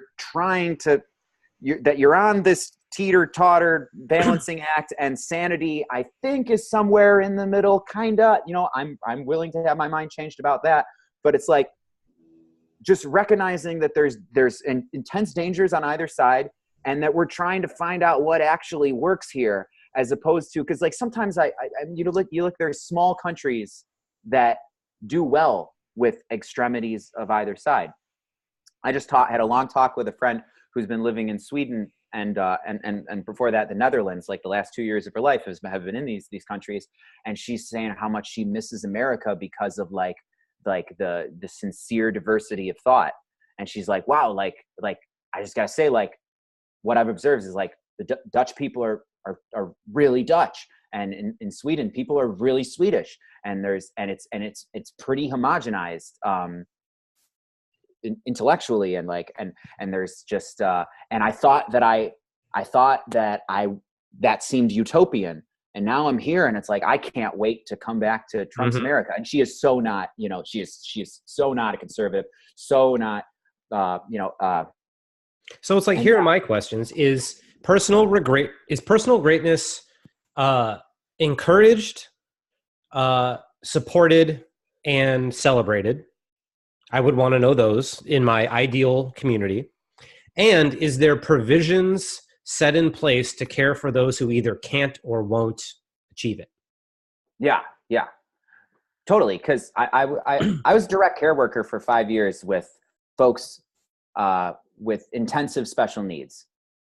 The two gentlemen that I worked with most, one day without supervision and help, they're dead because well, anyway, I won't go into the specifics of that, but they need help. They need help. So you hear a lot about the spectrum now of that. And it's like, and there seems to be an economy of consciousness. Like there are folks, I mean, if it's a spectrum, it's not like you're clearly like, you know, pull yourself up by your bootstraps, son, or you're like, you know, we should allocate funds so this person has help. There's folks who I consider myself to, like, I'm realizing more and more, that was actually a big theme of my last psychedelic ceremonial experience, was like, there's areas in which I am not just utterly incompetent, like there's something physio-mentally different about me, and that's what I'm able to excel in these certain areas. And I seem really impressive in certain arenas of life, but there's these things where I need to recognize that, like, I need help. But so anyway, are people allowed to exist who can't hold jobs? You know, are people allowed to exist who live a very emotional and visceral experience, and they're not contemplating this big intellectual stuff? I mean, like, and everybody across the board, I think, would say yes, unless you're on, you know, some. So what I think the dialogue that I want to see starting to happen, and I think that it's going to be forced upon us by automation and artificial intelligence, like robots taking over like a large percentage of the workforce and pretty much encroaching on, like, anything that can be done by a robot can and should, you know, capitalistic economically will make more sense. That it's like, we don't need a fucking we can do other stuff. Also, like, I have to pee so bad, I'm having trouble listening. I'll be right back. Word. I'll rant on that. Yeah, keep going. I think that the dialogue gets healthier when we start seeing that the most pertinent thing for us societally, governmentally, to figure out is, what are we going to do with ourselves when we don't need to do drudgerous work stuff? And that's going to be, it's not going to be unifying at first, but at some point, I think it's going to get really obvious that, like, this is the thing that we need to figure out now. And coming at that from a perspective of left wing, right wing, ain't going to work. I really didn't want this conversation to go political. I promise myself every morning that I'm not gonna take it that way. And I'm being invited to a barbecue. I'm gonna have to say no. And I've said no to this person who's been inviting me to things the last, like, 7 times. And it's not because I don't want to hang out with them. It's just always been inconvenient. Perhaps I should invite them to a thing that I invent. I've been really wanting to have an intentional alcohol ceremony. Alcohol has always been this thing that just happens when it happens, and has been happening less and less and less since I was like 16 years old. And recently it's become this thing of, like, I get actually certifiably drunk maybe 3 times a year. And I think that alcohol has its place. I think that there are certain conversations that are generated in the deep alcohol state that don't happen otherwise, or at least not in that way.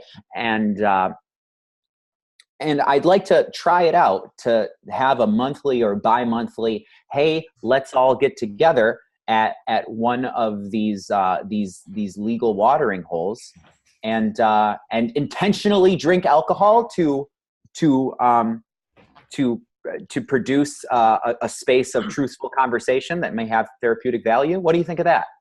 Of people who come together to weaken their central nervous system in order to actually connect and be honest with each other? No, what do you think if I, as having this kind of role, or at least potential to, in the community that I'm in Metro Detroit, Southeast Michigan, I am aware of some consciousnesses who are great people who ain't about to gather around a bonfire and eat psilocybin mushrooms, and or sit down on a couch of a trained professional therapist, or me, and talk about their deepest stuff. and because I just think it's all about just truthful conversation. It's always good. It's always good. Getting to the point where you're crying and emoting as you're saying these things that are most important to you. I think it's really, really good. And I think a lot of us who don't have the tools of like psychedelics or just these, if you will, woke intellectual technology stuff, I think that they deserve that opportunity, and it happens to them very stumbling into that sometimes. Like, what if I, with the full knowledge of what I'm doing, just say made a Facebook event, like, let's all meet at this brewery. It's near my mom's house. If somebody has to Uber, invite like maybe 6 to 12 people that I know are the sort, or I observe, with limited observation of them. I think that they're the sort that like are, that they would benefit from a truthful conversation with a magical turtle who loves them. But that alcohol might really be the catalyst of bringing it out, and kind of have this ambush therapy thing where it's like, and to me, it's like straight up the alcohol ceremony. That actually happened to a friend of mine when we were in Tokyo. He got so drunk that this girl at a bar ended up just breaking down all of his walls, and he's just like on the bar with his head down, just like sobbing, and it was hilarious. But here's the thing that I get curious about that, because there's this quote from Carl Jung that said, "Beware of unearned wisdom." Mm. And what I believe he's specifically referencing psychedelics. And so my concern is by getting someone into an induced state of vulnerability that they may or may not remember, are you robbing them of the ability to integrate this wisdom? Yeah, I think I'm just being kind of, no, but there is something valid and valuable behind what you're saying. Yeah, well, it's an interesting thing. I experience a lot of things that are just like, you juxtapose this into a completely different situation where it's like the thing that makes it kind of insincere or less authentic is my level of awareness of it. Because sometimes I stumble into these things where it's like, whoa, I really had a positive effect on this person tonight. But I didn't walk out of my door like, you know what? I'm going to alter someone's destiny tonight. And I also, during the interaction, wasn't like, this is really good for them. This is really good for them. Sometimes I'll have these times where it's like, I become aware that what's happening right now is I am therapist, and there is patient. Because several friends of mine came up to me at different times, but like one, like I remember this really sincere moment where somebody was like, Zach, you're a therapist. Whether or not like you identify as that or you think it, like, that's what you're doing. I see you doing that a lot. Like there's folks who spill at and trust you, and you are invoking truthful conversations, and which are like it's your job. Yeah. And then after that I was like, well, I should lean into that. I don't think I should say it though, because that I can't even say it. Yeah.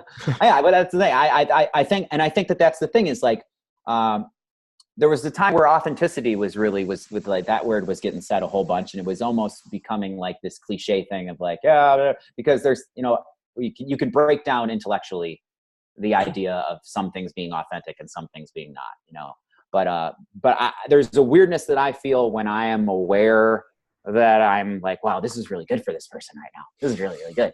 And it's like, and then that gets really self-aggrandizing, or just like, or it just, I don't know. It's not as cool as when it's just really happening. Mm-hmm. Yeah. And I've had that happen with, yeah, exactly. There's that. I had a fucking beautiful moment of flow state, like where I really like experienced okay, this is what we mean by, it's not happiness that you're going for, it's engagement. And I was having a conversation about Great Lakes Burning Man community stuff, like planning this event that's supposed to bring the community together. And I'm sitting down, and I had a couple meads too, two meads exactly. And so I'm like not drunk, but I got that. So that sometimes that opens me up to more emotion, sentimentality. I don't even know where you get mead. Mead? Yeah, I don't even know where you this find one from a meadery. There is a meadery around here that is Michigan is a very different place than California. It's cool. But anyway, I just like had this moment where it's like this is like holy moment this isn't the cool, this isn't like getting super duper laid or like fucking like being on like a face full of Molly on an art car and there's all the poofers going off. Like, it's not that kind of like great moment, but it's like, holy shit, I'm really engaged right now. This conversation is about doing something in reality. We're trying to optimize something for this community. We're not like, and the two others that I'm talking to are like about that results life. And it's like, holy shit, this isn't like American Psycho slicking my hair back as I'm like fucking railing some girl in the mirror, like it's not that kind of like super duper awesome moment. I don't know why I always think about that. They're pretty closely related, dude. Yeah. But I think that was the point of that movie, actually, is to show how closely related those are. Yeah. So, but it was like, holy shit, this is an engaging moment. This is really happening. I'm not coming right now. I'm not like gushing serotonin. You're not disseminating. Yeah. But we're doing it. We're doing the thing. Those moments actually often sometimes come with a bit of existential terror for me. Because it's like, there's the flow state of like, it's like of just being in it and doing it and like shit is happening kind of for you as opposed to like because of you, almost like you take a third person perspective.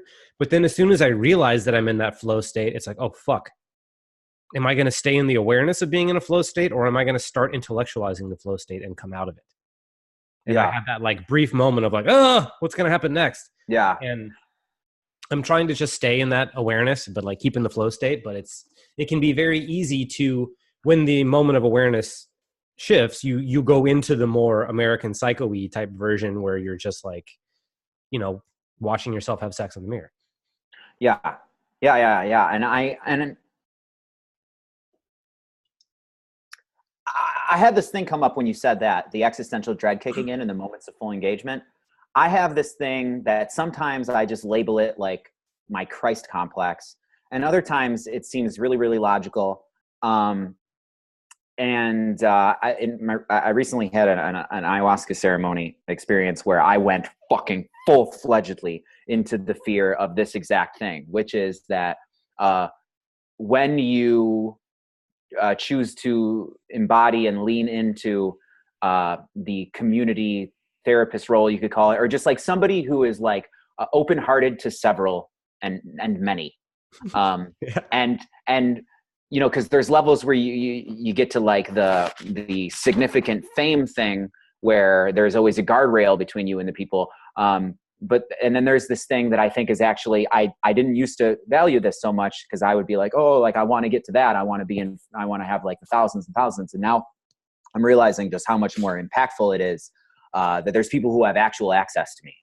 Mm-hmm. And, a lot of them, but that's not the thing. It's like, I'm like actually present in a community, and I'm like, and I'm there, and I'm like, and I'm helping like to stir and empower the like rooted embers in one place to people. It's not this transient thing that happens in an autonomous zone in the desert or at a festival, and then the carnies. Yeah, that and I used to think that was the thing. That was like, it was all about like this performance where it's like, oh man, he killed it, sort of thing. But I've witnessed so much of that and had those experiences, and that shit actually sometimes, like the post Burning Man depression thing, like it actually sometimes hurts people because it like you stretch to this really intense manifestation of the ideal, and then you send them back to their desk job. But that's the integration period. I think that's like, if your real life feels so disjointed from who you can be when you're allowed to be completely free that it causes you depression, that's a fucking blessing. Sure. I would rather be faced with that. So I agree with that. But also, like, how much healthier is it when you give somebody something frequently in their hometown that's right down the street, where they don't get on a plane and drive to the middle of a desert, and people actually say, like, back in the real world, like, this is the fucking real world. We can do this. We can do this every day. I'm holding a Starbucks cup. Exactly. Maybe not exactly, but like that. Yeah, that sort of thing. I call it the pajama magical thing. I don't have time to go into the pajama magical theory. We got to wrap this up. But anyway, the fear that I dove into more intensely than I've ever had is that Okay, so I'll give some examples. This is a weird one that's coming to mind, but I think in Patch Adams and American Sniper, actually, there's the thing where he goes off with the guy, and he's going to be alone with this person who he was spending time. Are you familiar with that story? With the sniper one? Yeah, the No, dude would spend time with other veterans, and somebody who was super mentally ill killed him. And I think in Patch Adams, the in the film, something like that happens with the lady goes, I shouldn't have brought up that example if I didn't have the specifics. But there's a bunch of these things from true stories where somebody's trying to be really open-hearted on a mass scale, or just like with several folks. And the thing about society is that John Lennon. Yeah. Well, did that guy get close to him though?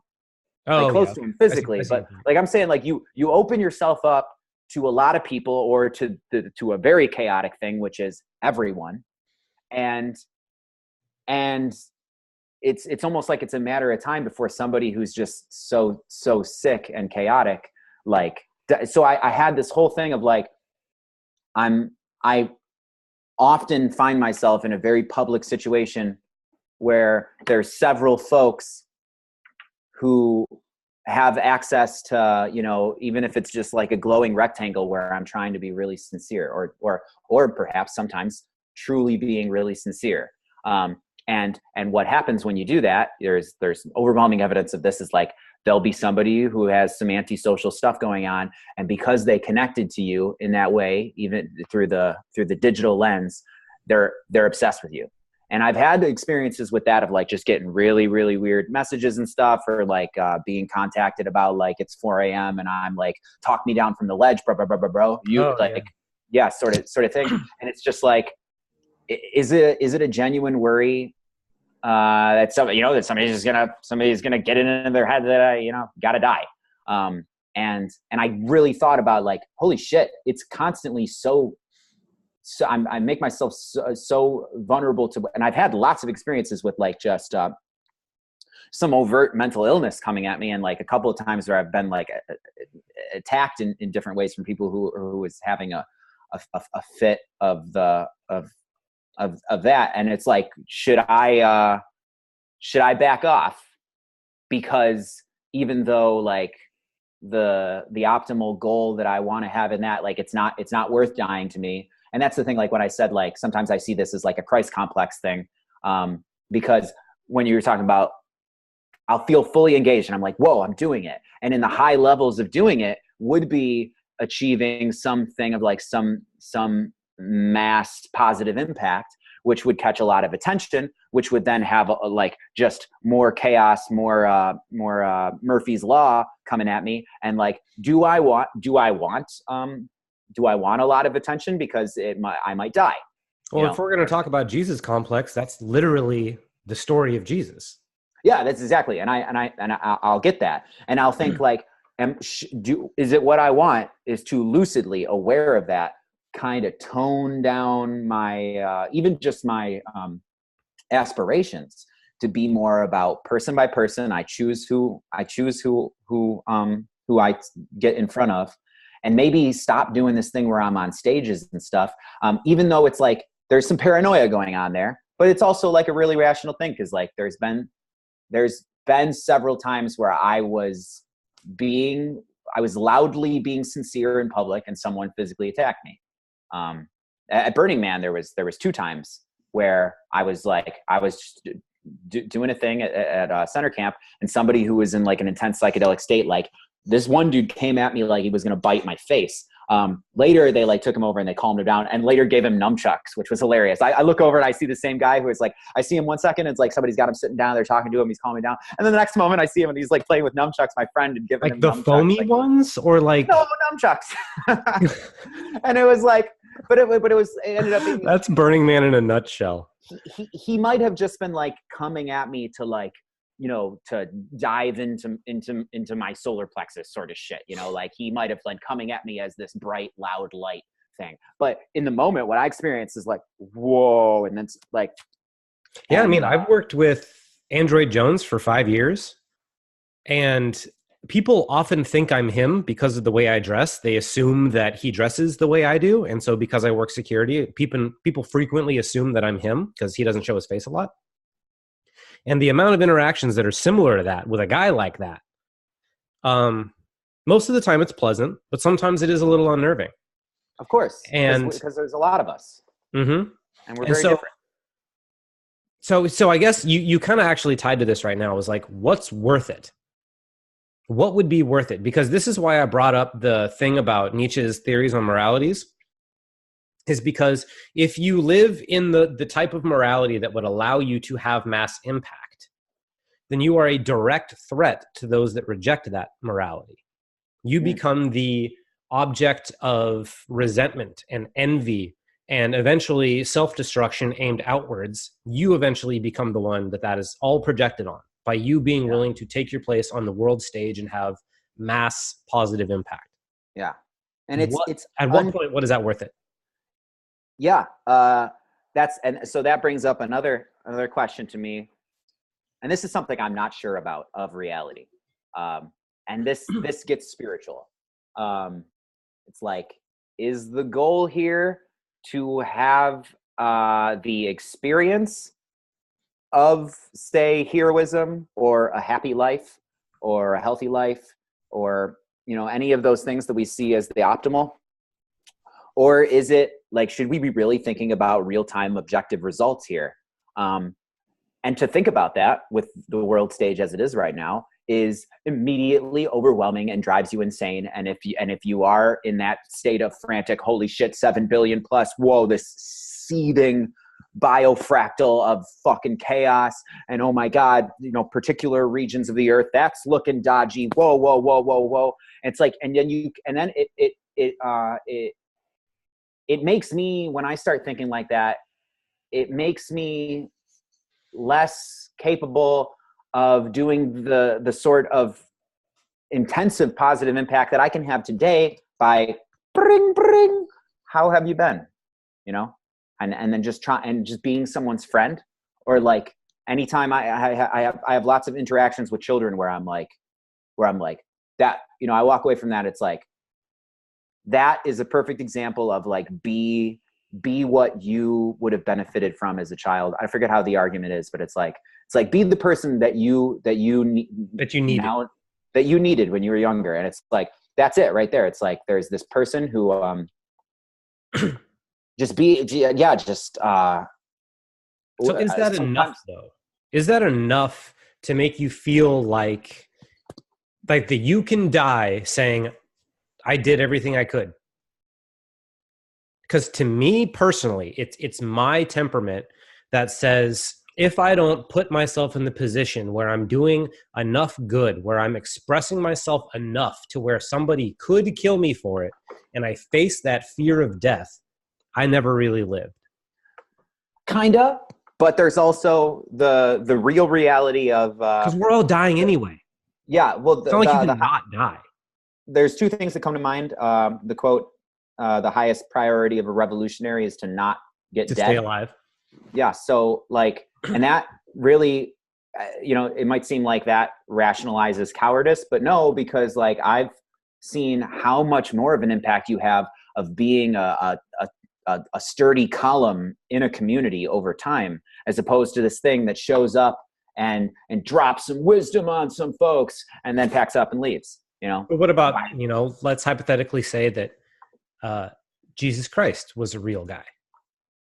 He came in, he was only a major player for what, 5-6 years? Drastically changed the course of human history. By having this, the martyrdom, and it's like in Star Wars, it's like, if you strike me down, I'll become stronger than you could possibly imagine. Yeah, that's the thing. Potentially just the memory of him in Luke's heart driving him. So then there's the spectrum of, and I had a better conversation about this than I ever had the other day, of like, somebody asked in a group circle thing where it was getting really, really truthy and really, really good. What is this enlightenment we're talking about? There's a question gets asked a lot, but it was in the context of this conversation, it was really good. Like, well, what are we going for here? What are we doing? And it's like, and he straight up asked, well, what do you think enlightenment is? And I'm like, well,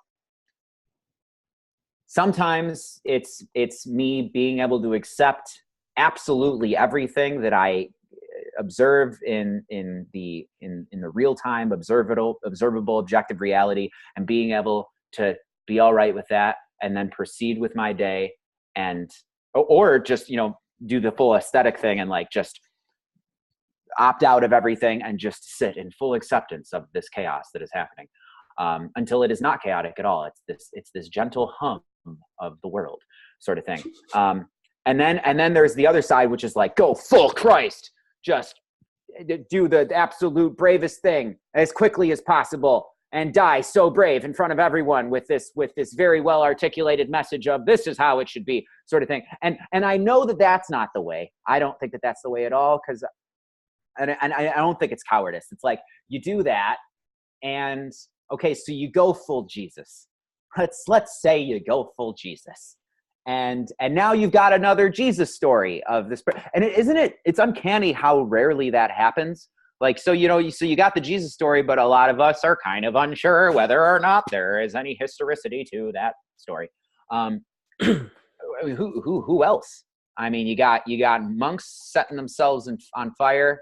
You got Martin Luther King. You got Martin Luther Gandhi. King. You got Mother Teresa. But with Martin Luther King and Gandhi, it's like it happened. It wasn't like they were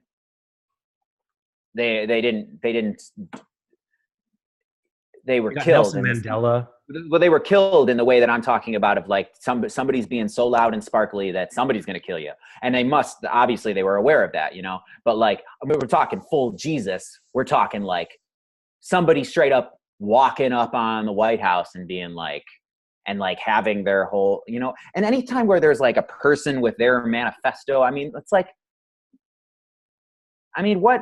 there's not one thing to do. There's just like, and that's what it keeps coming back to. That's not when I brought up the robots replacing the workforce thing. And like, that's how I think we get out of the left-right paradigm of like, that's how we get out of this thing of like, there's liberals and conservatives and they just got to duke it out. And we'll just keep doing this pendulum thing. It's like, well, we're about to have one of the big questions answered for us, which is like, how do we extract resources and what do we do with them? It's like, well, we've got these robots doing it all now. And it's like, who deserves the money?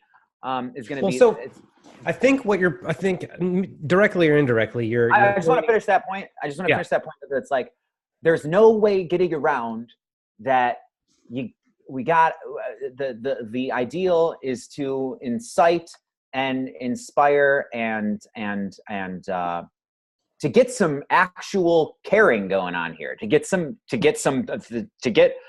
authentic kindness out there, because it came out of barbarism somehow. Like, I was just watching shit about World War II the other day. I don't think World War II could happen right now.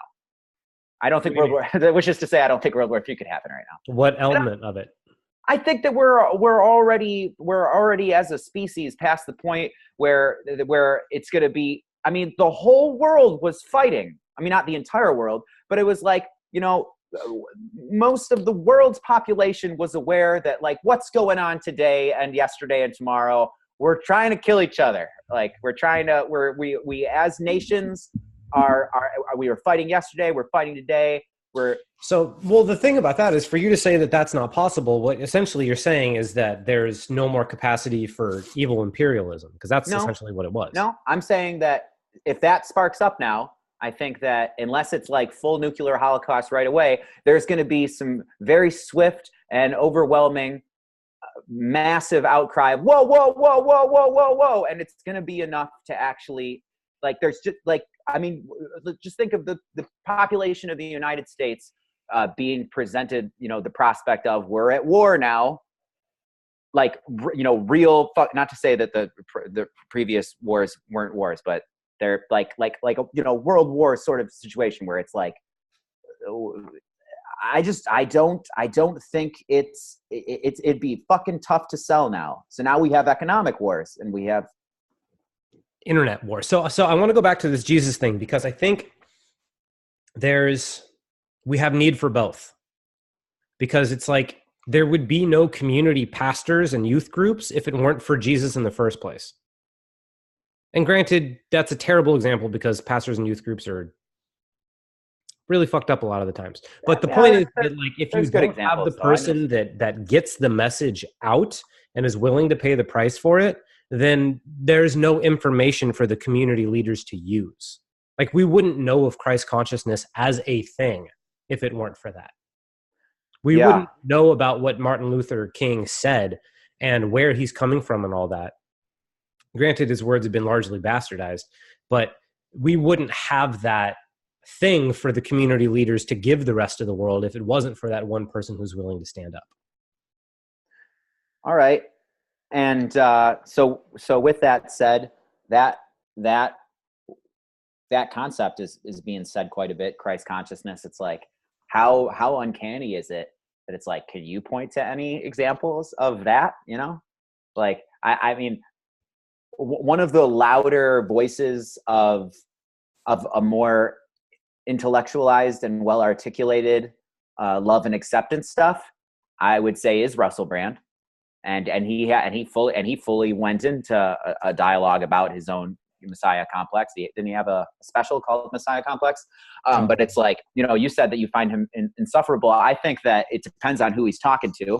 I mean, like I said, I like people. I tend to like people. I just get frustrated when people talk a lot but say very little.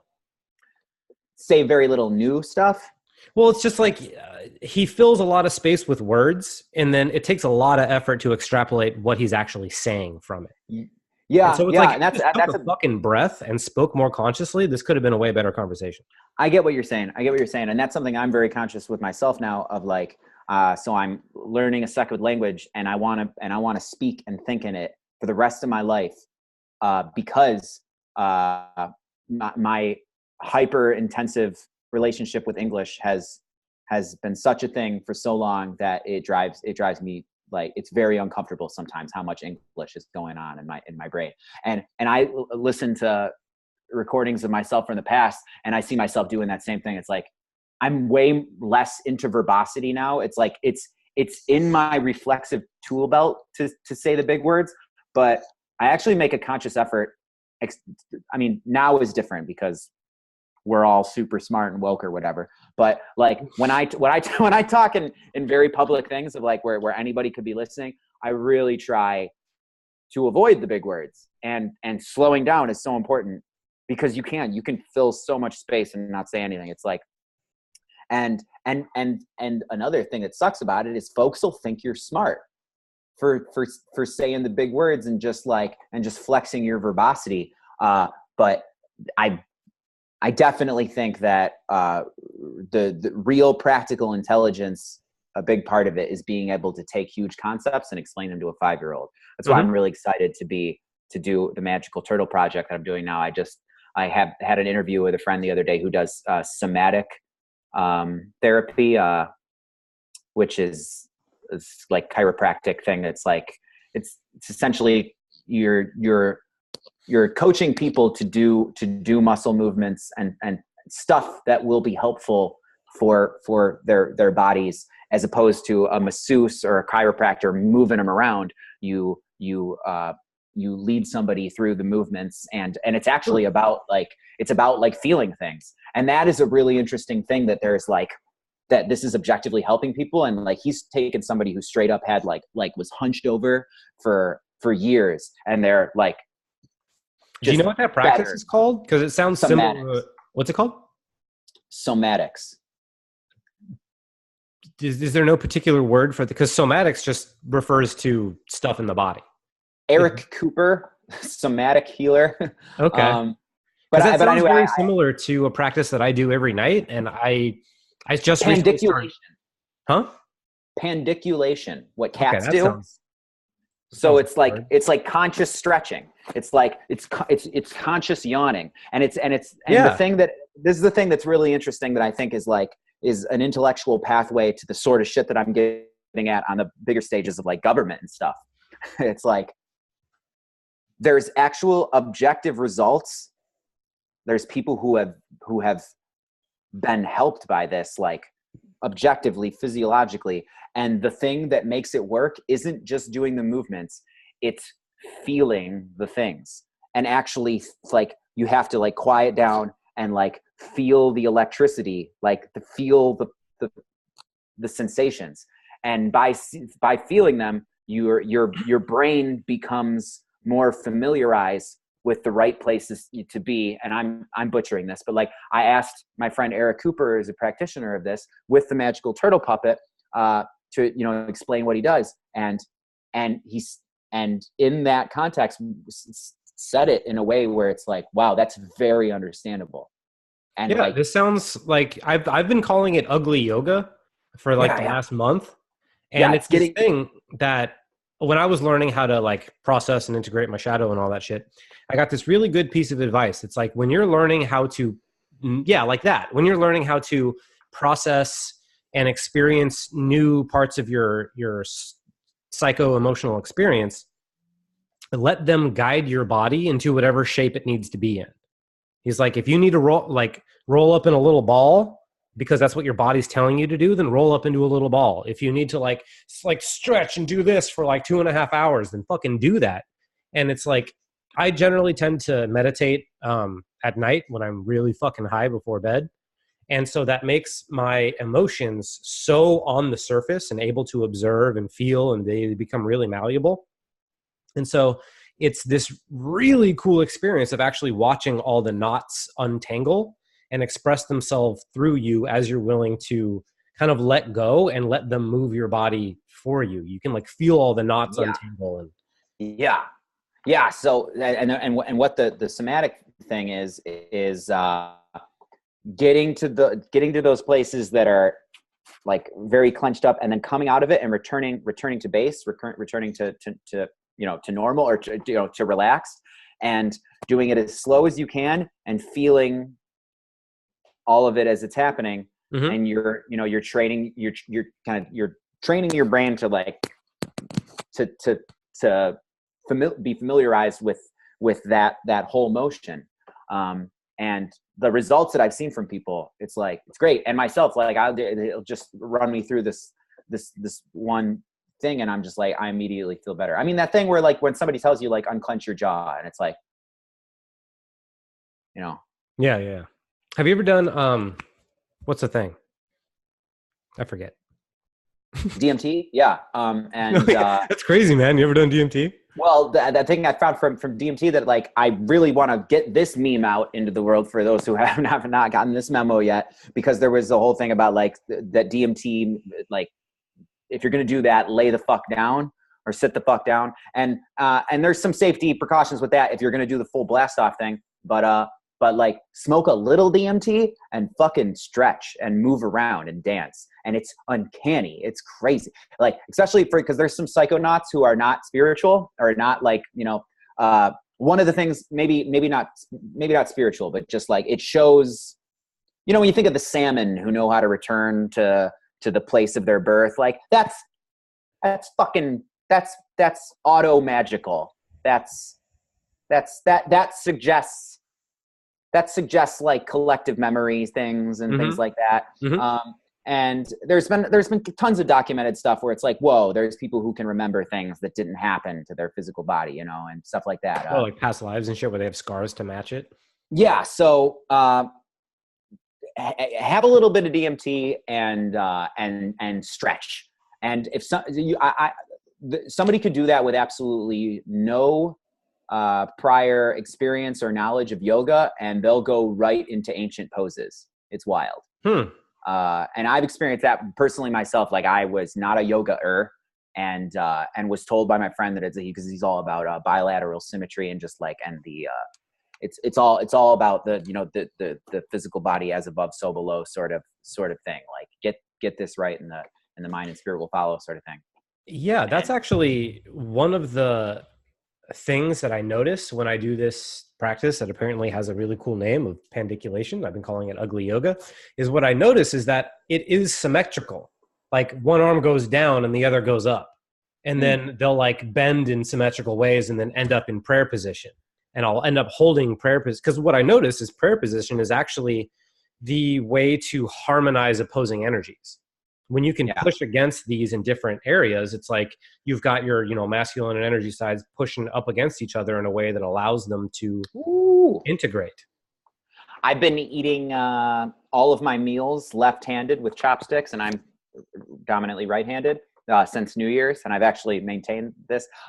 When I'm in public, I was at a hibachi grill the other day, and I was like, I'm gonna fucking, because I was just like, tediously impressive. Yeah, it's embarrassingly tedious in certain public situations where I want to be the cool guy who can use chopsticks efficiently. But anyway, at all of my meals, other than that one, left-handed with chopsticks if it's possible. I mean, I'm not going to do it with like soup, but and now I feel like that's when a lot of my psychological tumult as of lately is I'm facing stuff down really, really intensely now. You know, I'm fucking really, really it is so intellectually clear to me what I'm doing wrong and how I'm being a hypocrite, and like how it's so clear to me how I get so upset with people who are doing what I don't like when I do. And I can just see it now. It's like I'm about to shout at this person, and it's like, well, why? It's like, is this even really? This isn't even really stomping in your yard at all. Like, this is just because that's what you do, and that is exactly the thing that is making you ineffective, because you like excuses. I get really, really fucking severely upset with members of my family when they do the I can't do that, I'm not that person talk. And it's like, well, I do that a lot, and that's why. All right, so I'm hungry and I'm phasing off, so we need. I think so too. And I'm about to have a friend over for another super long conversation about very, very different stuff. What a wonderful world! All the places we go and the conversations we have. Oh, how wonderful! Hooray! Well, thank you. This is great. I had no idea what we were going to talk about, but this was the longest conversation we've ever had, and probably the easiest. Yeah, it's fun. It's fun and good, and no conclusions, and I think that's great. And I feel like this was good. Hooray! I'm excited to do this at Burning Man. Yeah. And I think that's good for us to have like an actual intensive walk around the clock, because it's such a fucking micro and macro culture thing to observe. And you're in your psychology when you're in the world, but when you're at Burning Man, it's all fucking concentrated. Mm-hmm. So yeah, I'd like to do that and see what happens. All right. Well, then, if I don't see you or talk to you, which is highly unlikely until then, I'll see you there. Wait, what do you do there? Do you? Oh yeah, you're a center camp guy. Let's talk next week or something. Come on now. Okay. What are you talking about? I just say that because you never know. Sometimes I leave conversations. Well, if we die. Yeah. Like, I'm going to go get food. I could get crushed on the way there. So we'll see how it goes. Yeah, it's totally plausible. So, goodbye forever, Chris. It's been great. It really has been. I appreciate everything up until this moment. All right. Take care. I'm going to hit this.